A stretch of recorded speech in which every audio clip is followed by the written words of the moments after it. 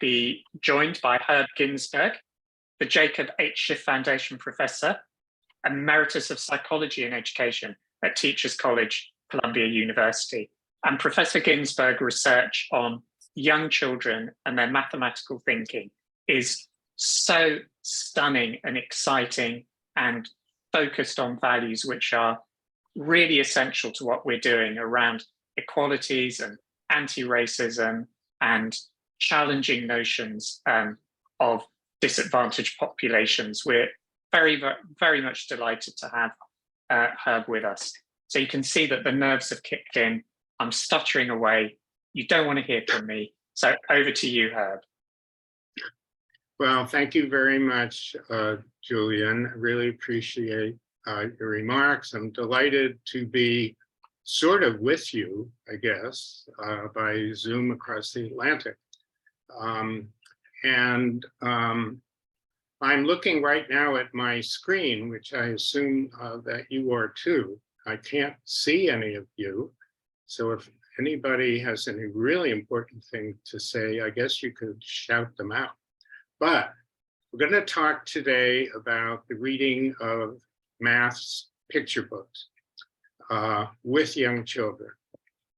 And the plan is something like this. We're going to consider two types of maths storybooks or picture books first. Then we'll discuss briefly the benefits of reading them.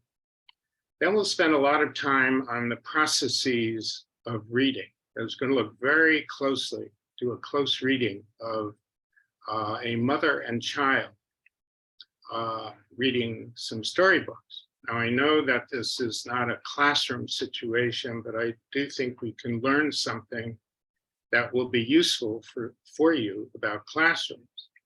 Then at the end, I'm going to talk about, very briefly, some useful resources for you, mostly through a development and research collaborative that I'm involved with.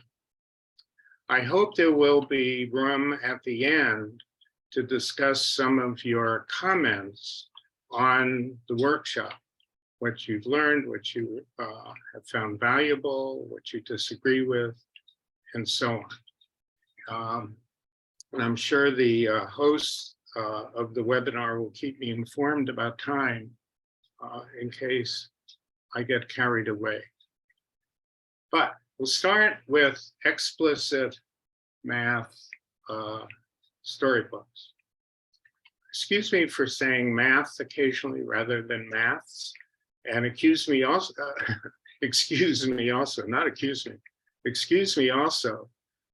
talking about storybooks rather than perhaps the more inclusive term picture books.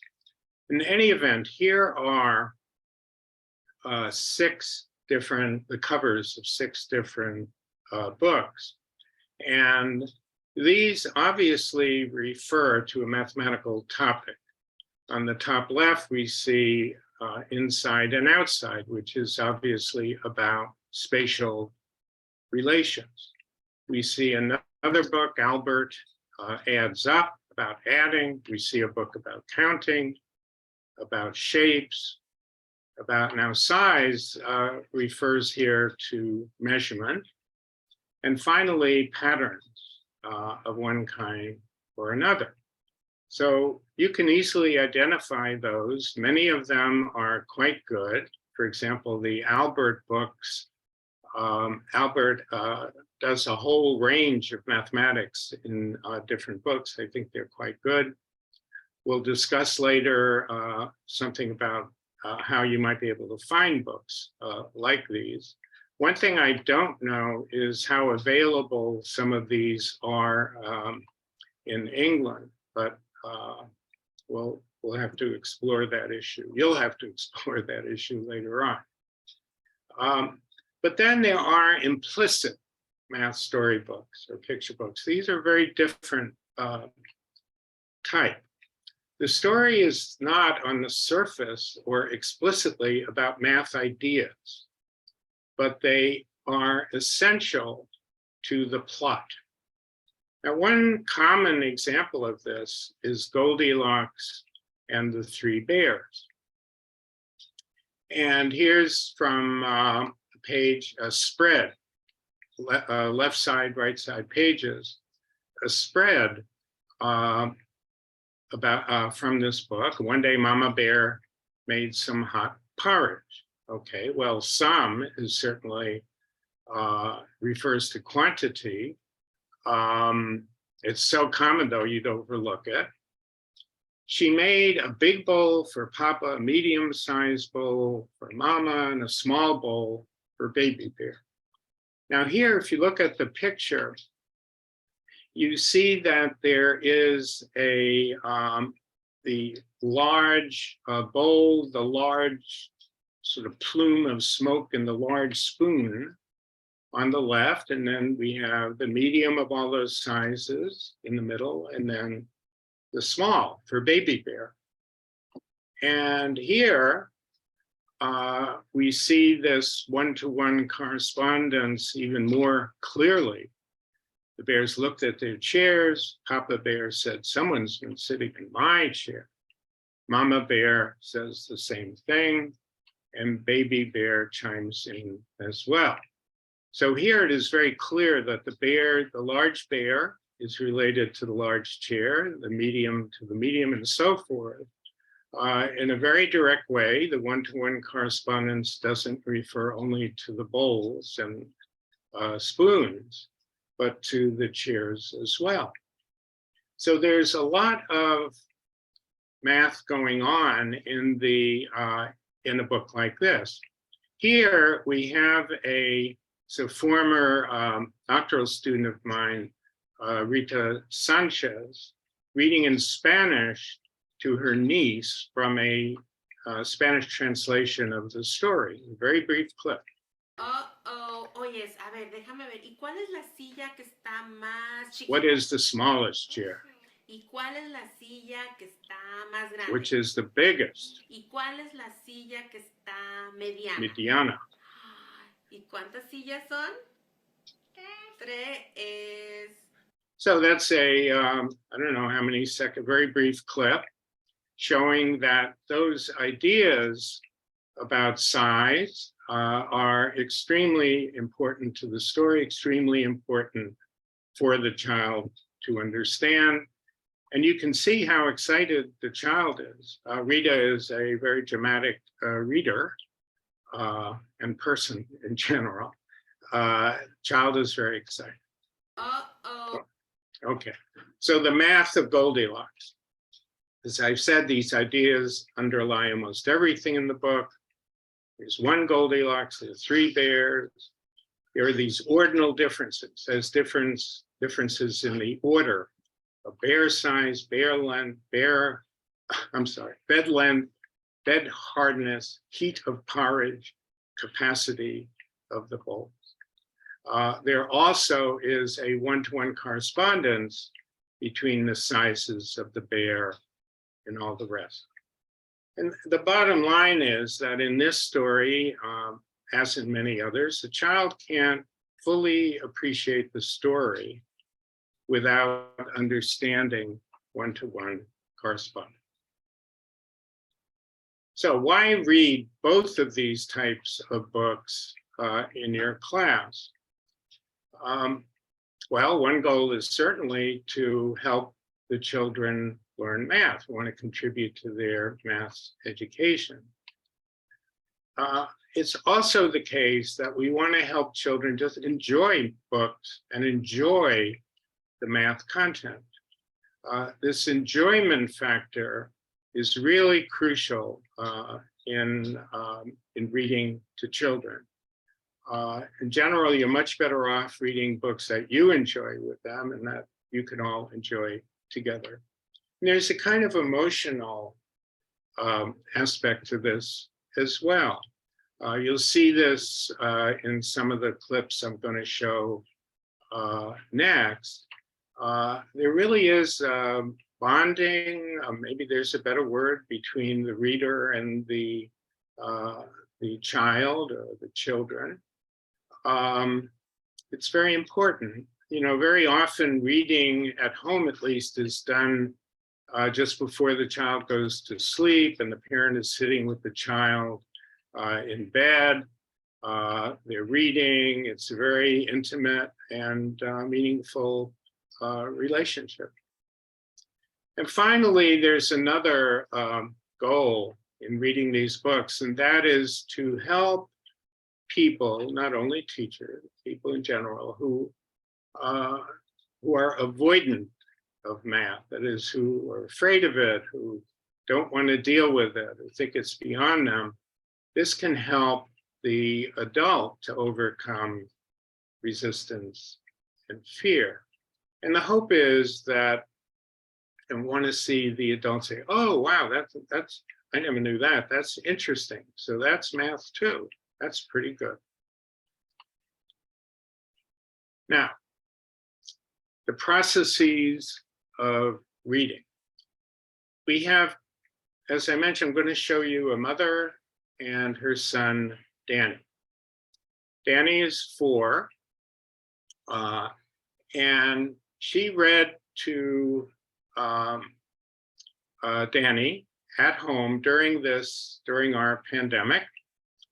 And the situation on the surface is very unusual. She's not actually holding a book when she reads. Instead, she's looking into the computer screen along with Danny. And on this screen appears the pages of the book. And mom can control which page they look at. And as they are reading, the computer is recording, making a video of the entire session. And when I first looked into this, I was very skeptical. I thought, well, maybe it's going to seem very odd to them. They'll be afraid, not afraid, to be uncomfortable with the computer. But it turns out that they seem to be quite at ease with this. That was true with many other people with whom we've done this. And also, from my point of view, the video that is produced this way is wonderful, as you'll see. It's very clear and shows everything, almost everything that they are doing. Now, mom and Danny are not necessarily typical.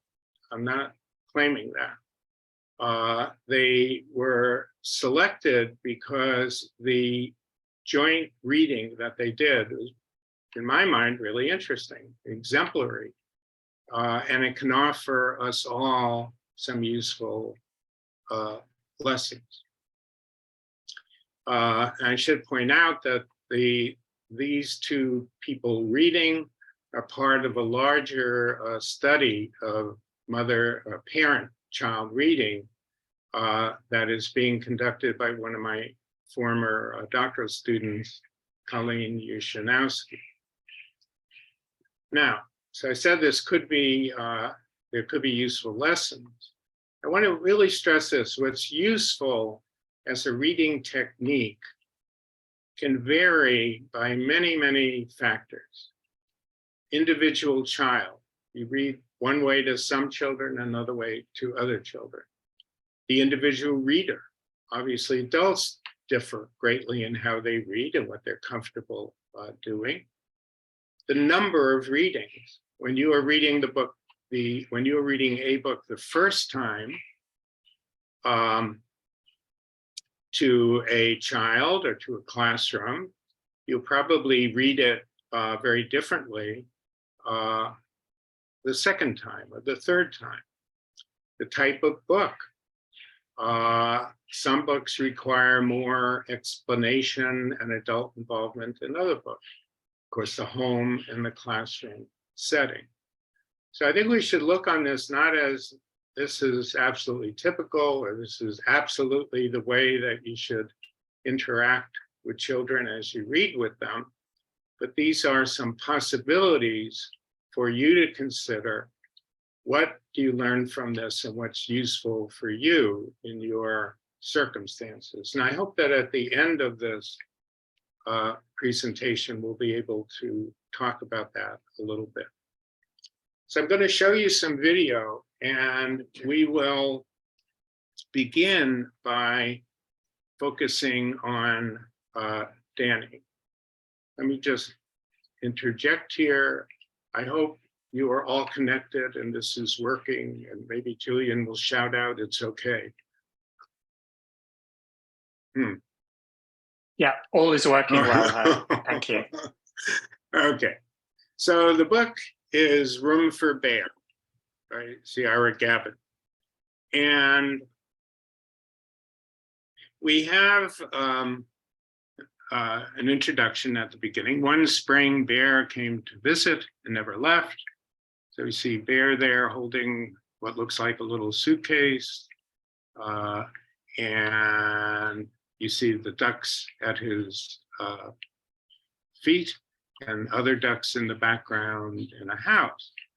Life with the duck family suited him perfectly. He was sure he belonged. So there he is sitting on what looks like a little stool. It could be the duck's dining room table, I guess, I'm not sure. And so that's the beginning of the book. Now here's, oh dear, here's Mom and Danny. And they are seated together. He is on her lap. So as I said, let's focus mainly on Danny here. It's called Room for Bear. One spring, Bear came to visit and never left. Life with his duck family suited him perfectly. That's his house. Yeah. Okay, so this was only a few seconds, and Danny, she introduced it. Danny points to the house. Okay, so Danny, I think you see in this, is thrilled to read. He's paying attention. And after Mom read a bit, he spontaneously commented, "That's his house." Now, actually, it's not. Remember, he came to visit, and there are ducks in it. And we'll see later how Mom handles this.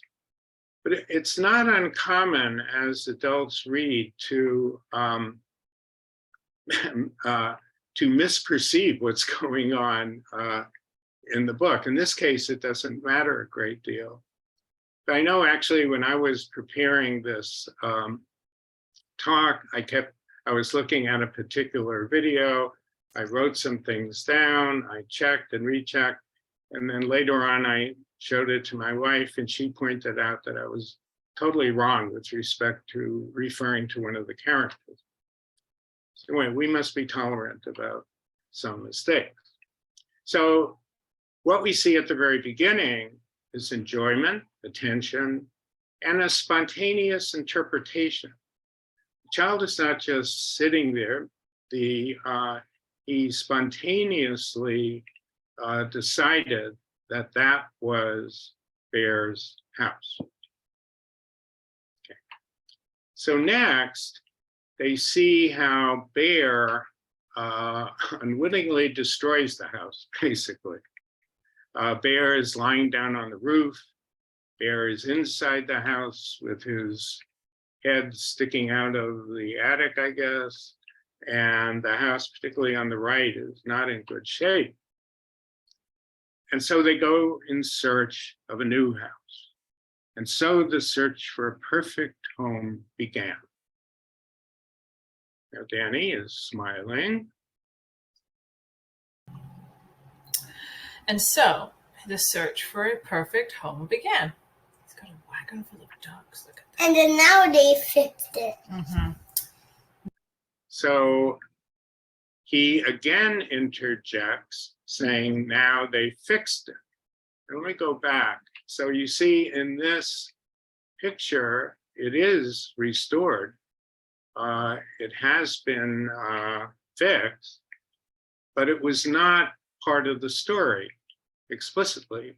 And again, Danny brings it up. He is attempting frequently to make sense out of the story. He is actively interpreting. He's not simply a passive viewer.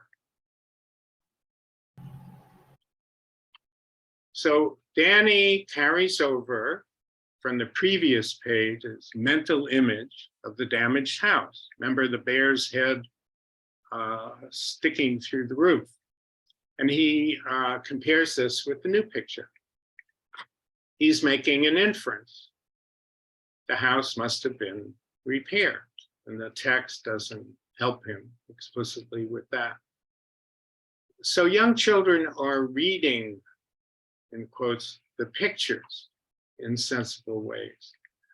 They're not paying attention only to the words that the adults are saying, to the words that they can't read in the text. Their reading is primarily focused on the pictures. This shows how important pictures are in these books. I'm going to come back to that later. I'm going to argue that too often, unfortunately, pictures in some of these books are misleading. And we as adult readers need to be very, very careful about that. So, but in general, children like Danny take the initiative, they think abstractly, they use memory, inference, when they're listening to the adult telling the story. Some people derive from Piaget the notion that young children are very concrete in their thinking. It's not actually what he was trying to say, but it's certainly not the case that these kids cannot think abstractly. And you have to think abstractly to deal with that double negative that I just said. Then after a few pages, I'm not showing you the whole book, Bear is sitting outside in the cave. Bear found a perfect cave, but somehow it didn't feel like home. Quack, quack, he whispered to himself. Let's see what happens here. Bear found a perfect cave, but somehow it didn't feel like home. Quack, quack, he whispered to himself. Because he didn't find his family? Yeah, he left his family. Oh. So Bear found a... again, Danny spontaneously volunteers an explanation, sort of in the form of a question, because he didn't find his family. I shouldn't say he spontaneously volunteered. She did ask him, because he didn't find his family. This doesn't deal with what's shown on the page again, but with his understanding as it's developing in the course of this reading. He wants to know the causes and origins of the emotions displayed on the page.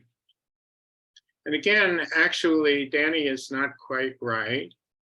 The bear was not looking for the family here, but for a perfect home. And Mom should have explained that the quack, quack means that Bear missed the ducks. So overall, Danny enjoys, he observes, he thinks, he asks questions, he's making sense, he's putting understanding into words, he offers explanation. Now this is in, only about a minute or so, whatever, of the videotape. He notices aspects of illustrations that are not mentioned in the text, like the house was repaired. And he's attentive both to the math ideas, like the bear is too big, and also to the emotional components. You don't have to sacrifice one for the other. If you want to encourage the math's ideas, you don't have to ignore the emotional component. And actually, there's one example that I think is very powerful. If you think of little babies, and they're sitting in the high chair, and they are shouting, I want more of whatever it is. Well, the more is certainly an idea of quantity, and the emotion is tied up with it. And conversely, if you take away something from the little children, they get very upset. So from the beginning, addition may be associated with pleasant emotions, and subtraction with unpleasant ones. I think it's very fundamental for children. So in any event, the child as listener and viewer can be a very active thinker. So we're going to look now at mom. And remember that Danny had said that the house was bare. So we saw this slide that he visited and never left. Let's see what happens. Looking now mostly at mom. I think this is the duck house. Do you think this big bed would fit in that duck house? Yeah. Okay, let's see. Now that was very interesting. Let me just play it again. I think this is the duck house. Do you think this big bed would fit in that duck house? Yeah. Okay, let's see. So very short, and I think very important. I would mention that one great advantage of video is that you can play it back over and over again. And in my classes, I would not having 400 or 500 people in front of me, I would have a small group and play, ask, what do you think about it? Let's interpret it, replay, and so forth. In any event, let's see what mom did. Well, she didn't tell Danny that he was wrong, that no, it's not Bear's house. She said, do you think that this big bear can fit in that duck house? And the idea here is mathematical. The bear is too big to fit. It is unlikely to belong to him, and it must be the ducks. So this abstract idea about the relation between big and small permeates this whole story. In a way, that's what the story is about. And so when Danny, though he doesn't change his mind, when that happens, mom says, okay, we'll see. So she's not didactic. She doesn't tell him he's wrong. She's prodding him to think in a way, and she says, well, let's look at the evidence. Let's look at what happens. So now remember those two pictures of the bear on top and the bear sticking a head out from inside. How does mom deal with these? Uh-oh. But duck houses were not built with bears in mind. Things were a little crowded. He has to sleep on the roof.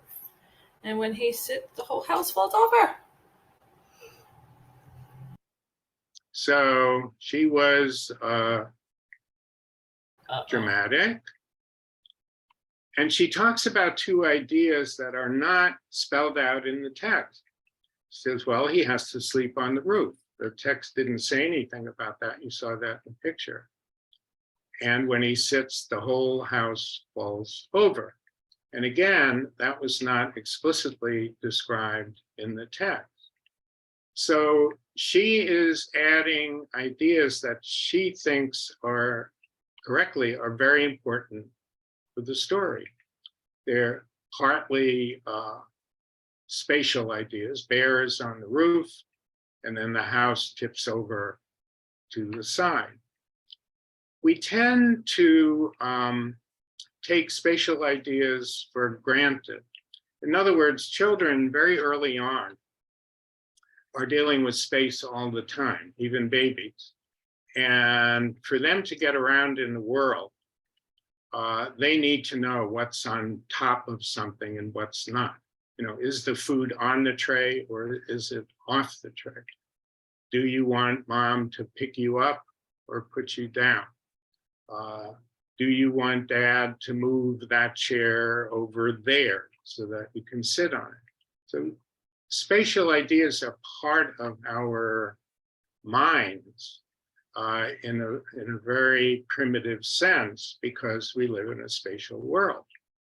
So when we read, we often take these things for granted, but sometimes it can be useful to focus on them directly. And mom did that with this second idea of the house falling over. She tilted dramatically to the side. Now, psychologists talk a lot, developmental psychologists, about embodied cognition. And this is the idea that our concepts, our ideas, are connected with our bodies. So that, imagine a baby is being lifted up by a parent, and the parent might say, up, up, up. That experience of the body, the baby's body in going up, is then connected. It in a way generates an idea of upness, and it is connected to that particular word. So doing something like this, getting involved in embodied cognition, is important for the child's thinking, and it's also fun. Again, I come back to fun is one of the very first requirements of a good math textbook, storybook. So now mom focuses on this page, and there isn't very much that was said. It wasn't easy. Let's see what she says. This wasn't easy. You think you can live in the nest with those birds? Yeah. No. Do you think you can live underground with the moles? No. No. Okay, so again, mom makes comments. Do you think he can live in the nest with those birds? Danny says, no, very dramatically. Do you think he can live underground with the moles? Danny again says, oh. Now, one thing that's interesting here, apart from the fact that that she is making these comments, is that she was wrong. They're all ducks. It's another example of what I mentioned before. And this was the place that I mentioned that I was completely wrong as well. I've watched this thing many times and I didn't question her statement at all until my wife pointed it out on her first viewing a little while ago. But it doesn't really matter. They both understood these important events. And again, this goes back to the basic mathematical theme. Big Bear cannot fit into small spaces, whether it's the nest or the hole in the ground. So now we have this page. What suited Bear didn't suit the ducks, and what suited the ducks didn't suit Bear. Let's see what mom does now. What suited the bear didn't suit the ducks. Oh, look, they're in a big cave, I think, and the bear likes it, but the ducks, well, they want water. What suited the ducks didn't suit the bear. Whoa, what's going to happen to the boat? Is it going to fall? And he thinks falling could be a lot of fun. So again, mom elaborates on what the text does not describe. oh, look, they're in a cave, I think. And the bear likes it, but the ducks, they want water. So she elaborates. But the other thing here to stress is another technique she uses, and that's asking for a prediction. She has the child look at the picture. Danny is very engrossed. And she asks a question that is not in the text. So this kind of prediction technique can be extremely useful when you are reading. It essentially challenges the child, and it can reveal whether the child does in fact understand. And Danny shows that he does, and he says it's going to fall. So the next spread has very little text and many pictures. And focus on the television set, which is over here. The only words are, Bear thought of all the things he missed about the ducks. So, and then we see various pictures, like the top left, the bear, I think the duck is holding up a mirror, and so forth. So Mom does this. Bear thought of all the things he missed about the ducks. Duck doing his hair, playing games, reading a story, listening to music. What's that doing? He's watching TV, swimming. And the TV is little for him. That's because the bear's big. Okay. So Mom points to this TV and says the bear's watching it.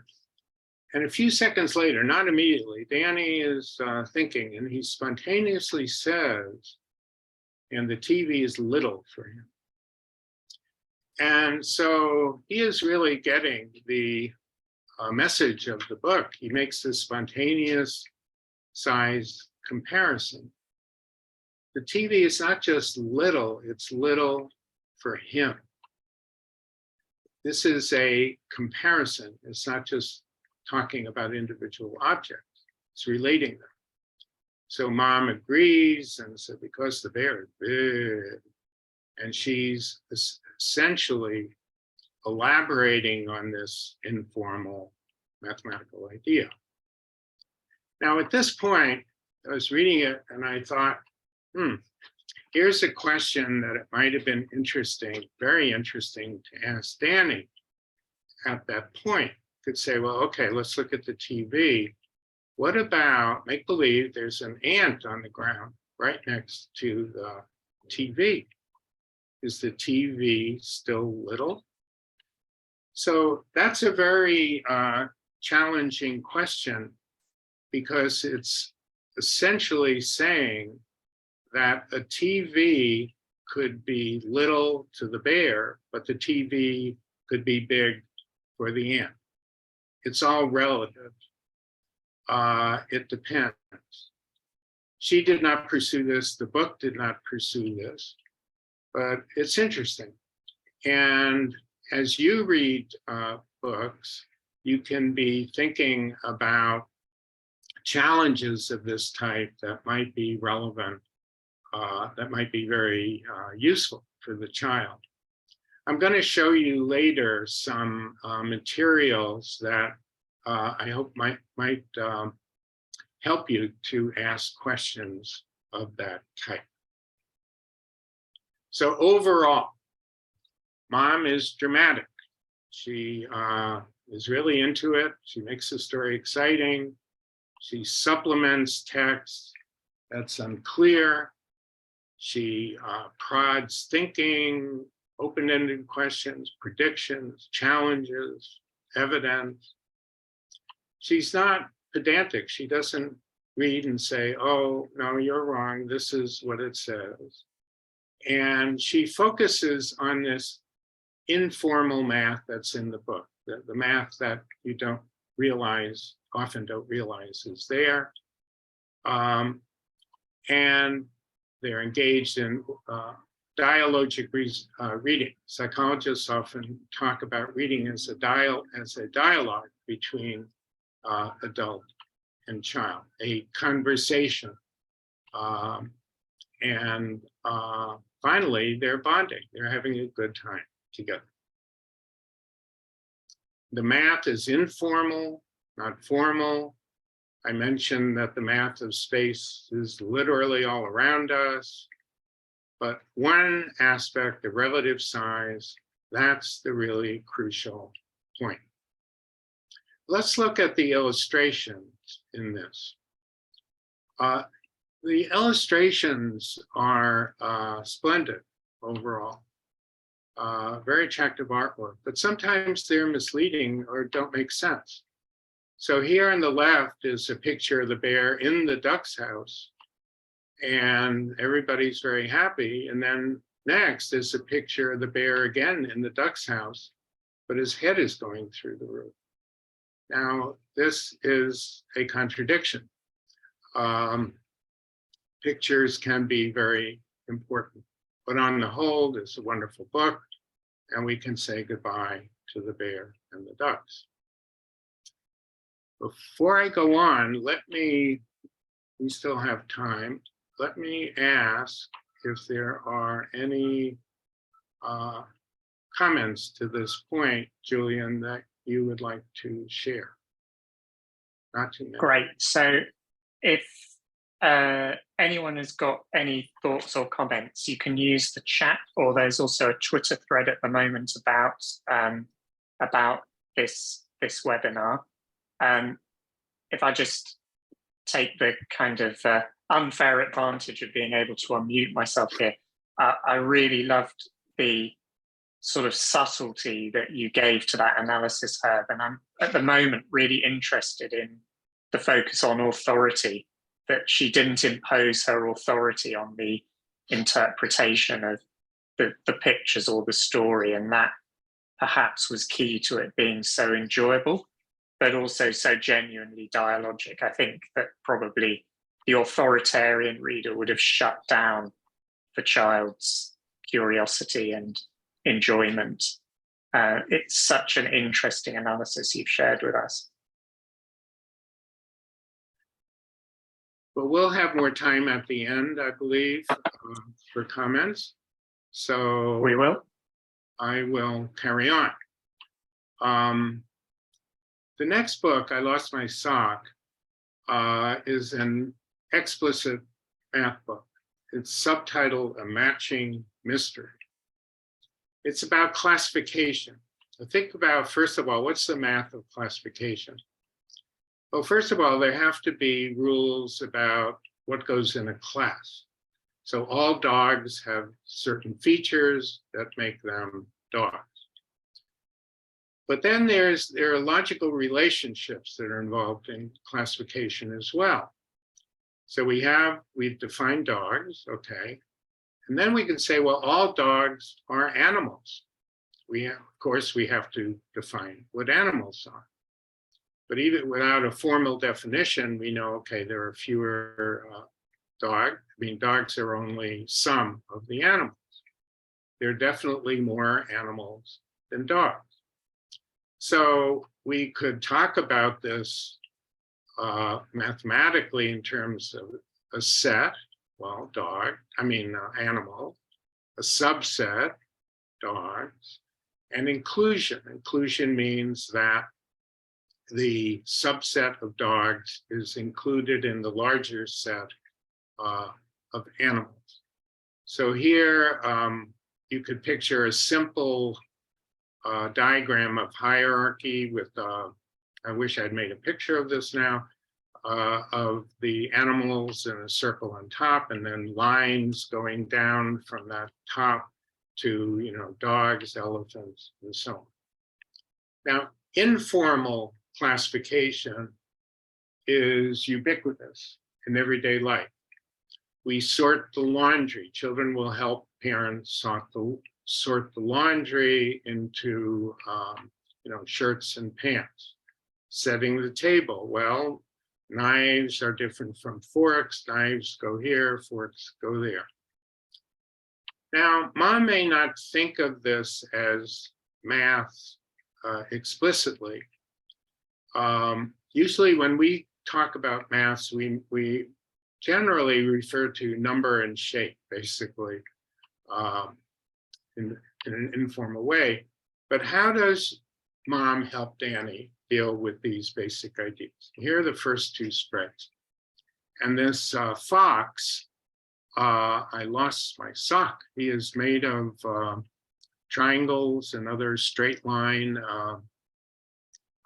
not entirely, but straight lines. And ox, what does it look like? Asked Ox. Ox is a little more curvy.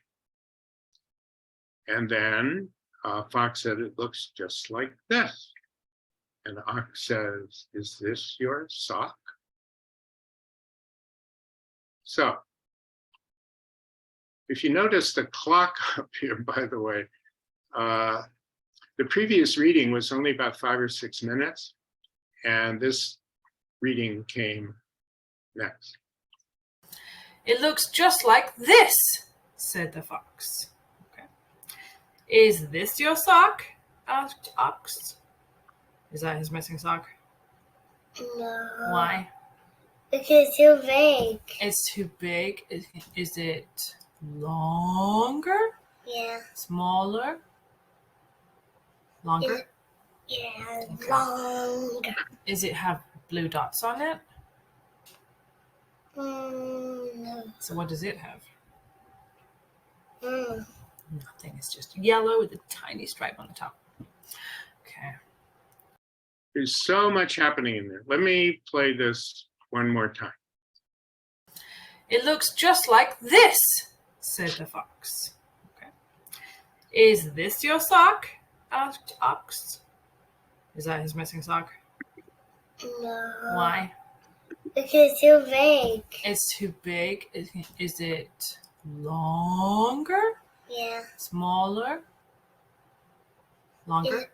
Yeah, Okay. longer. Does it have blue dots on it? No. So what does it have? Mm. Nothing. It's just yellow with a tiny stripe on the top. Okay. Okay. So there's a lot that Mom is doing here. She asked this yes/no question. Is this the missing sock? The answer was obvious to Danny. Okay, but we have to go much more deeply than that. Mom asked why. This is a very powerful question. And it's, depending on the context, just as important as saying, how did you know? Or what will happen next that we talked about before. Danny gives one reason, which is that it's too, quote, big. Now, big is one of these informal words of quantity that kids use all the time. It's clear enough in context, but of course, big could refer to height, it could refer to width, it could refer to overall volume. It's a good all-purpose word. But then Mom repeats what Danny says, and she pushes and she expands, and she even provides part of the answer. It was much more back and forth here than there was in the previous book. And there's a deductive logic going on here that she is pushing, saying essentially that if it's yellow, if it's long, referring to the sock now, if it's yellow, if it's long, if it has stripes, then it cannot be the missing sock. So this is all about the attributes that define a set. Then we go on and Fox says, no, my sock has dots. And then dumb as an ox says, then this must be your sock. And again, so let's see what Mom does. No, my sock has dots. Then this Must be your sock, said Ox. Is this his sock? No. Why? Because it's big. It's a big sock. What about the dots? Are the dots big or small? Small. And his socks are supposed to be, his dots are bigger over here? Yeah. Is it the right color? Yeah. Okay. Again, lots happening. And one thing I meant to comment on in the previous video, as well as this, Danny says, remember at one point it's long, just the way the mother did. And it's interesting that he makes the sound, the length of the sound, imitate the length of whatever he's talking about. So in any event, here the mother's done a lot. They're comparing differences in these features. Something very different here. Is this, mom asks, is this the right color? So just going back a moment. So you see, is this meaning the blue, both socks are blue? Okay. So she's asking Danny to notice a feature that makes no difference for identifying Fox's sock. In other words, yeah, they're both blue. Blue color doesn't matter. So what she's pointing out in logical terms, well, blue color is necessary for the sock to be Fox's, but is not sufficient. And that's the key distinction in logic. Yes, it has to be blue, but that's not enough because the other sock is blue too. So in general, as I pointed out before, mom is playing a more active role in guiding Danny than she does in the dialogic reading of the book about the bear. So one question is she to, quote, instruction, unquote? Another question is, even if you think she is, would these techniques be useful for you in the classroom? And I'm thinking now, I was here, maybe this would be a good time to get some of your comments and talk about them before we go on to the resources that might help you.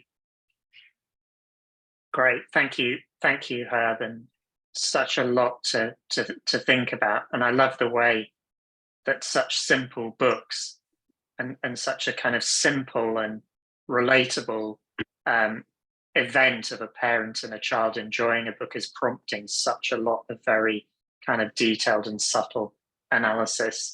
I have got a message online saying that people aren't able to post in Q&A. Now, I apologize if that's the case. We're using the Research School's national Zoom account here, and we may not have realized that Q&A has been disabled. If you can post in Q&A, we'll see it. If you can't, if you raise your hand, we can take feedback from any participants, or for those people who are following this on Twitter, you can put a question or feedback there. So we'll just hold on a moment just to let people do that. Okay, we've got something in Q&A here. So Francis has tested Q&A. So Francis, I can assure you that Q&A is working because I've just seen your comment there. So if anyone's got comments or thoughts, we're going to give you a few minutes of processing time so you can put those so that you can put those up there. But yeah, Q&A is working for everyone who's questioning that.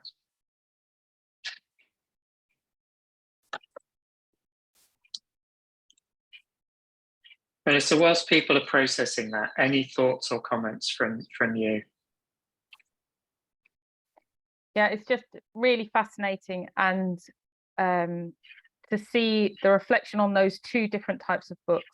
I'm finding that really useful, and it's really making me think about our project that Fliss and I are working together on, and it's such a shame she's had technical difficulties, so she couldn't join the panel because I would have loved her to join in this discussion. but yeah, it's really useful. And for us, the choice of book is absolutely crucial. So, you know, listening to you talk about how important it is that the pictures match up to the concepts. I mean, that's something that we're really thinking about carefully with our Maths Through Picture Books project. And that's where we're choosing sort of high quality picture books where the images completely match up to concepts about developing number, skills around number. So yeah, it's just really fascinating. It occurs to me, sorry. Just going to say, we need a picture police for these books. Absolutely. Yeah, it's so frustrating when a book looks absolutely brilliant. It looks like it's going to work, and then you discover something and you're like, no. So yeah, agreed. Okay, we have some great comments coming in here, Herb, now. So Helen asks, which style of book would you say are more successful, Herb? Implicit or explicit maths or math? Does it vary according to the age of the child? I would say yes to everything. In other words, I think there are a lot of good explicit math books. We have to make sure they're, they're not doing some things that are misleading, as in the case of the pictures. There are so many implicit math books. So I'm helpless in the face of this question. I think that both can be quite good. I think that in the case of the youngest children, the implicit books can be fantastic, and adults would tend not to teach so much with those books because they don't realize they're mathematical. So that's kind of a good feature of them. But there can be very good explicit math books for little babies too. I don't have examples in front of me, but there are some for babies. There's one about counting, in which I think it may go up to 3 or something. And it's a lot of fun even for very, very little kids. I think that answer is not wholly satisfactory, but there it is. It's a kind of curveball question, isn't it? Because it just so depends on the child and the adult, and it's a really interesting one. Joe here says, firstly, this is really interesting, and capitals for really there. So you've kind of hit a high level of really interesting there. Would you say that there are key messages that we should share with parents to support this way of teaching maths? Will you also share a list of appropriate books? Yes, there are.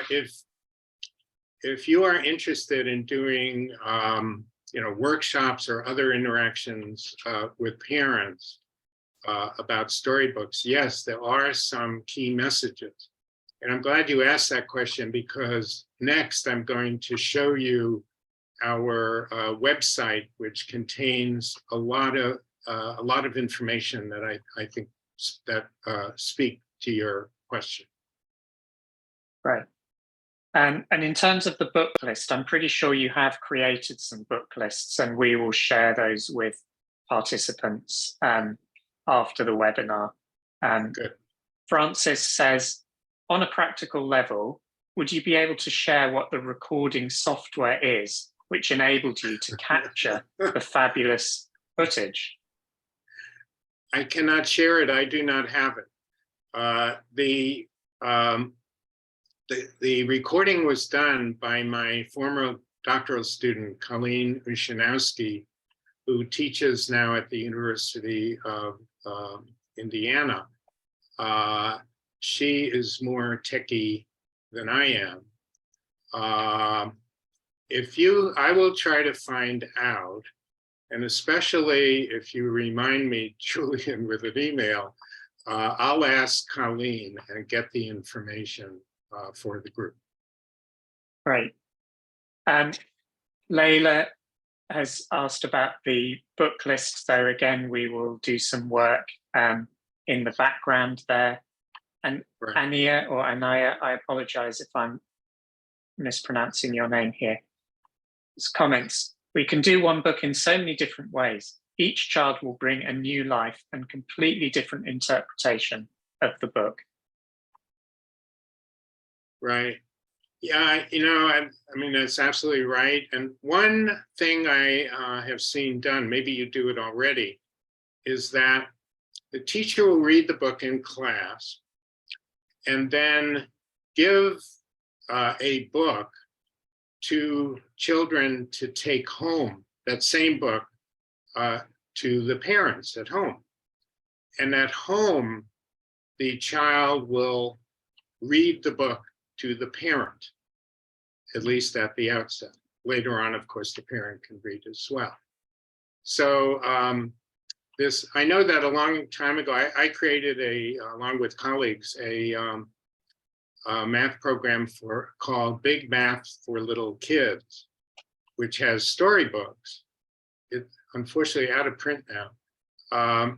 And the storybook for the teacher in the classroom was full color and everything, but the kids had black and white version of the storybook to take home, to color in, and also to read with the parents.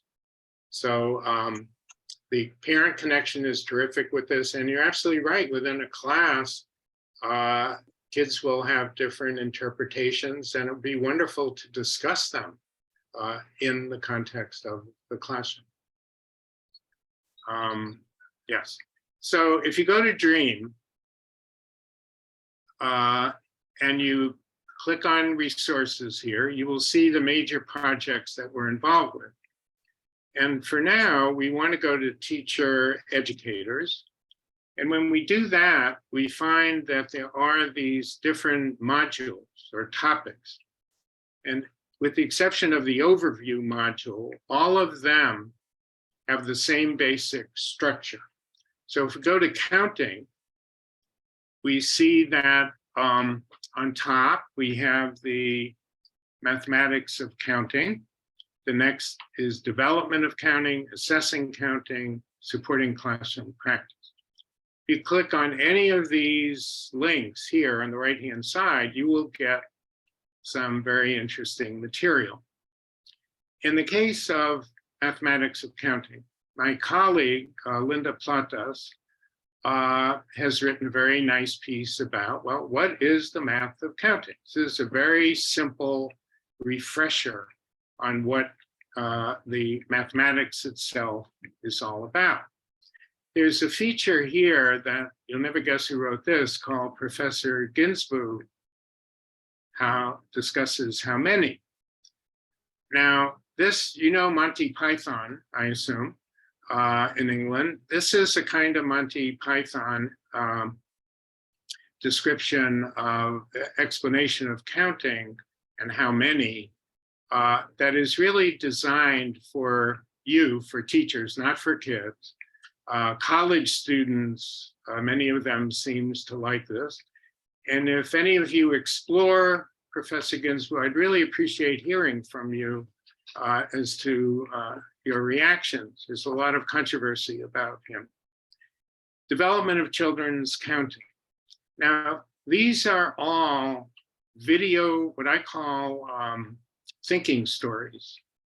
They're like what you saw with Danny and his mother, but they're usually one person interviewing a child. Now, Anna Counts is one of our most popular videos. It shows this little girl doing a remarkably sophisticated method for figuring out the numbers after a 9, after 3, 9, or after 5, 9, 59. What comes next?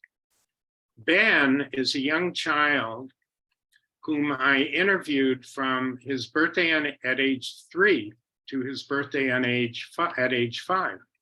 So we have 3, 4, and 5, and he gives incredible insight into what kids' mathematical thinking is all about.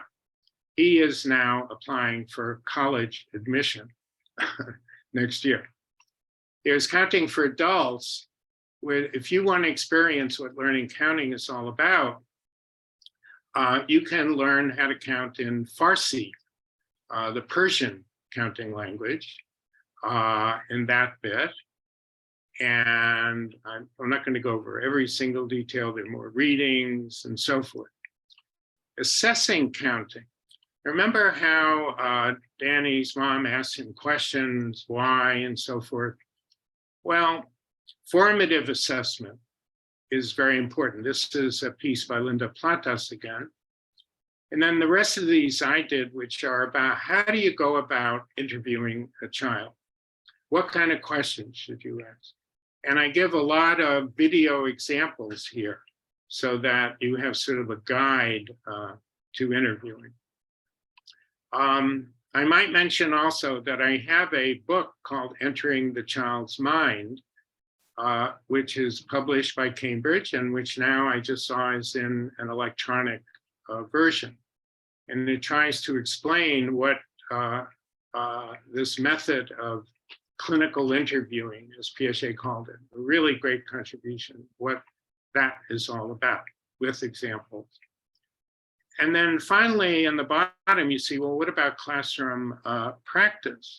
So here on the bottom, to answer one of your questions somebody raised earlier, using picture books for using counting picture books.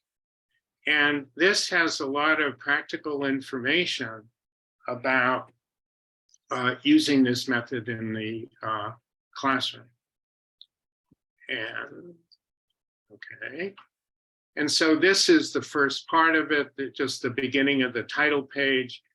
Again, Colleen Ushanowski, Colleen Apanzado, another wonderful former student, and myself. Here are some recommended counting picture books to answer one of the questions. You see, Ano's counting book is a classic. There are very few words or none. Is that right in there? Almost none. And so on and so on. Then we have guides to quality. So if you go back to the Dream website and look now at Family Math. And when you go there, you will see that there are a variety of materials all described here. And this one is choosing storybooks that promote early math learning. This is a video made by a group in the San Francisco area with whom we collaborate, Tandem, T-A-N-D-E-M. And they created this book along with a little help from us, this video, a little help from us on how do you choose a good math book. I would add a few comments on how do you choose quality books. And I stress, first of all, literary quality. Is there an interesting plot? Is there a good theme that's developmentally appropriate and connected with children's lives? Are the characters memorable? Are the illustrations beautiful? And also, very importantly, here's a negative thing, does the book avoid stereotypes and promote positive values? I think things are changing now, but there were many books that showed boys doing the mathematical work and not girls. There were stereotypes about different ethnic groups. I think that's changing now. One change is sort of a cop-out, that there are a lot of books now that deal with animals or cartoon characters. So we don't have to talk about human beings and picture people who look different from us. Nevertheless, that's better than having bad stereotypes. And then there's the math. And the main thing is the math content appropriate and well explained? The appropriateness, well, how do you know about, well, our dream material about development of children's thinking will help you determine that. Then do the illustrations work? Now we've talked about some negative ones. Here's a positive one. This is from a book by Stuart Murphy called Circus Shapes. One page, some monkeys make a square. The four sides are all the same. There are several interesting things here. First of all, there's the definition of what makes it a square. Now, it's obviously not a full definition. It's a little bit, the same. Well, the same what? Well, the same length. Well, what about the angles? Do they have to be right angles? Well, yes, they do, but we're not doing everything on one page of a storybook. What's very interesting about the visuals is that we have the prototypical square here, but then we have squares of different colors. So a square does not have to be blue. We have squares of different sizes. Here's baby square, mama square, and baba square. And most importantly, and this is unusual, they're tilted. All these two, in any event, are tilted to the side. And that's very important. A lot of books show squares or rectangles or circles, whatever, in only the prototypical view, the standard view. And from that, kids could learn, as they do. We have videos showing this. That's not a square. Why is it not a square? Well, it's tilted. Square has to be, the bottom has to be horizontal to the ground. They would not say that. So this is an example of illustrations working. And finally, if you go to Dream again, to the family math, and you will see something about resource. You might have to poke around. I didn't get the right slide for you here. You will find this a collection of guides to reading storybooks, and you can select them by age level. You can filter them. So you want a book for early elementary school. You want a book on shapes and spatial relations. Now here I didn't check anything. So you see there's a book called Minutes to Bedtime, and it's about numbers and counting. There's a Spanish version of it, which is, I think, more important for us in the US than for you. And then some of these others. Now, we had a math storybook guide for Room for Bear, and all the guides have these features. I'm not going to read everything for you, but first of all, we have something about the story. There's a brief summary of what the story is about. It tries to capture the major points. I think, Colleen and one of her students wrote this one. But I know when I write them, this is very hard to write. I have a word limit. I want to get what's really important. We have some key pictures. We have words to learn. I didn't discuss that when we saw the interaction, but here there aren't that many words that might be difficult for a little kid. We make an intuitive guess about this. I don't pretend any scientific research that goes into evaluating the words. I could imagine that somebody could do that. There probably are systems for determining how difficult a word is for kids at different ages. Then there's about the math. And again, he would try to say in simple language, well, what's going on mathematically here that we think is so important. Then we have math taught during reading. You saw how Danny's mom did a lot of that. And so we have here, compare the size, so-and-so, examine this, and so on. And we give actual language that you can do. And then at the end, we have activity after reading. And this is probably more appropriate for parents than for your classrooms, but some of them work very well for both. Some version of them work well for both. And these are things, of course, that you can then make up on your own. So we have many guides like this, and I think we've done something like about 50 of them so far, 2 more coming. And I hope that that can help you as well. Finally, there's a site called Mathical. It's long history to the name, but they're a wonderful organization. I had the privilege of being on the group that selects really good books for a prize each year. And these books cover the range from babies through high school. So they're a great source of information about these books, and they have guides as well. So I think now we are very close to the end. I'm glad we did some of the chat box work earlier.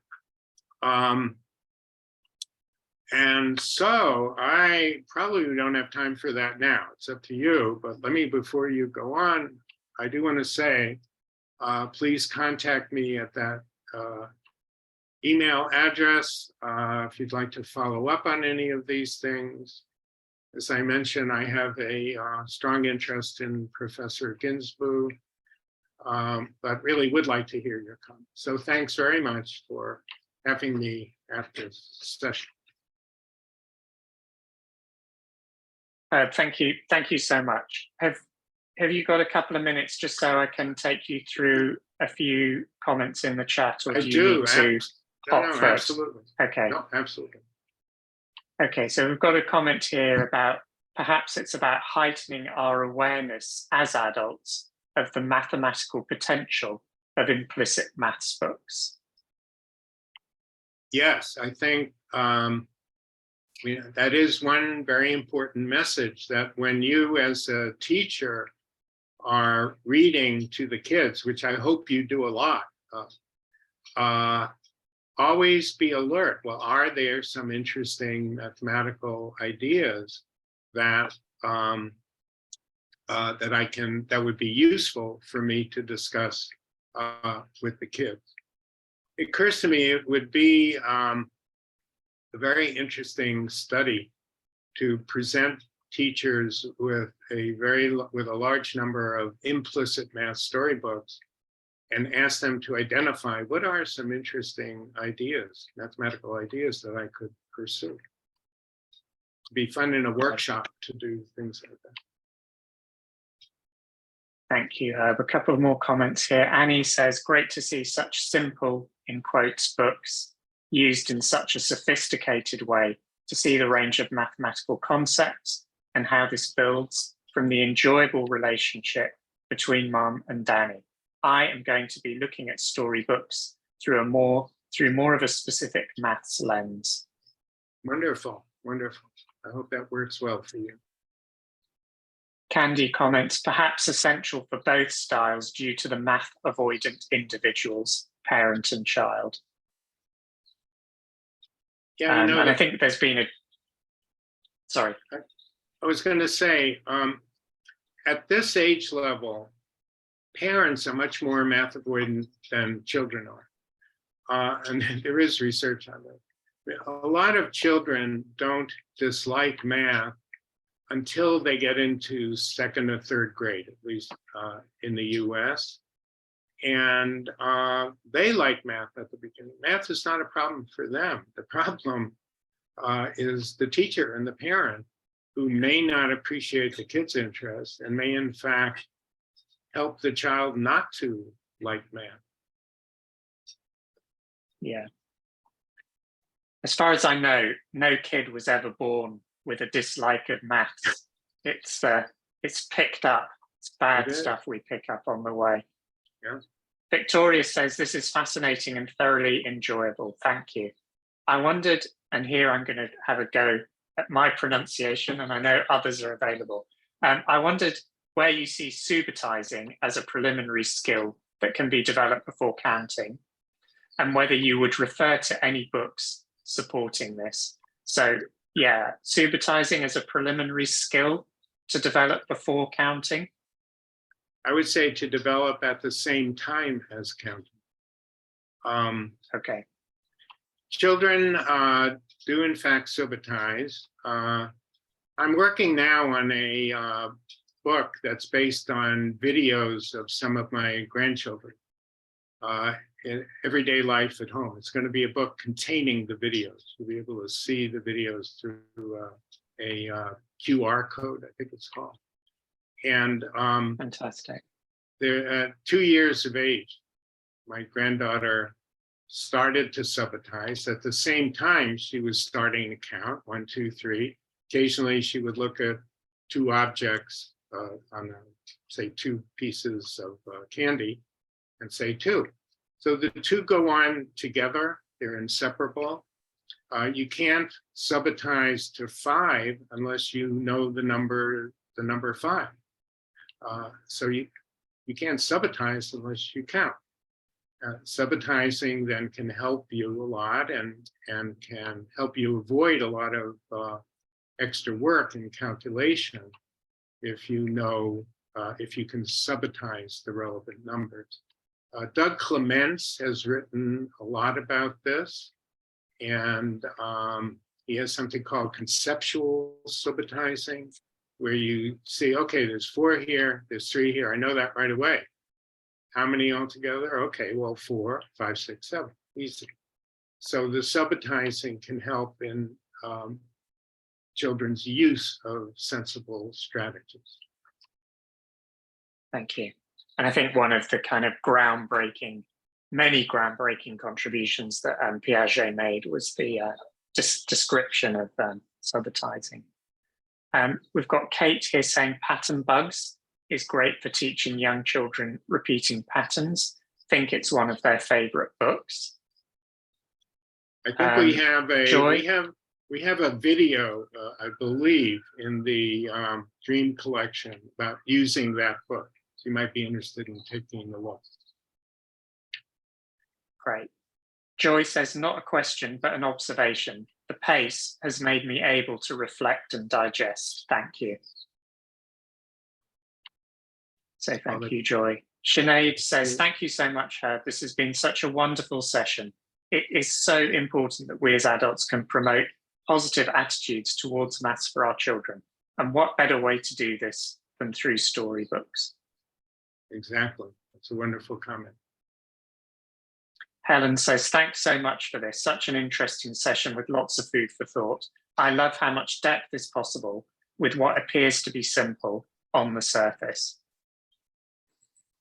Yeah, you know, it's true with every single child. When you go beneath the surface of their behavior and you look into their thinking, into their minds, they're all really fascinating.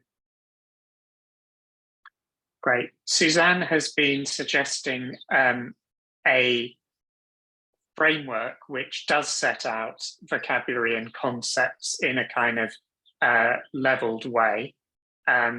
So thank you so much for that, Suzanne. For anyone else who's interested there, I'm going to put that in the chat. And I am also putting that on the Twitter feed.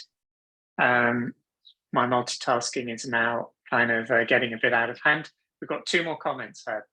Jane Samuels says, EY Maths really helped me to get my head around the importance of sabotaging.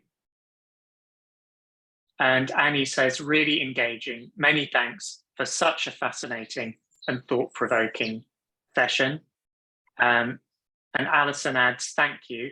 It has been so interesting to see the examples worked through. We have a little boy, non-verbal, age 3, who has an incredible maths awareness. And whilst much of what he does is practical, I'm sure that sharing maths-based books are important next steps. Thank you for that, Alison.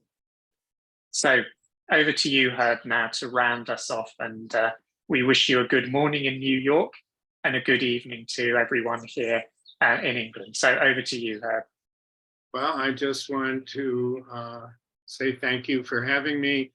I really wish I could have seen pictures of all of you as we went along. We did have a minor breakdown, it turns out, but that's okay. We got past it.